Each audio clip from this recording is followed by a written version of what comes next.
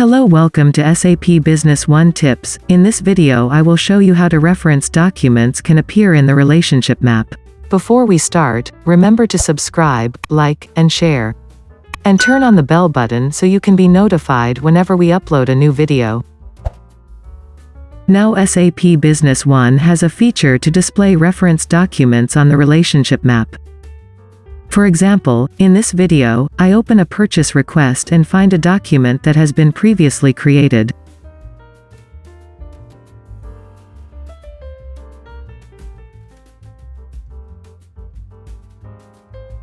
Let's try opening the relationship map, and you can see that there are no reference documents yet.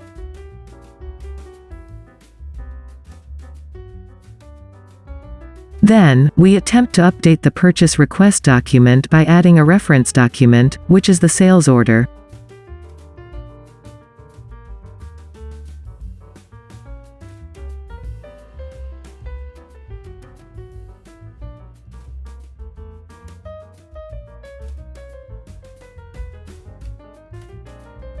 We update it and then check the relationship map again.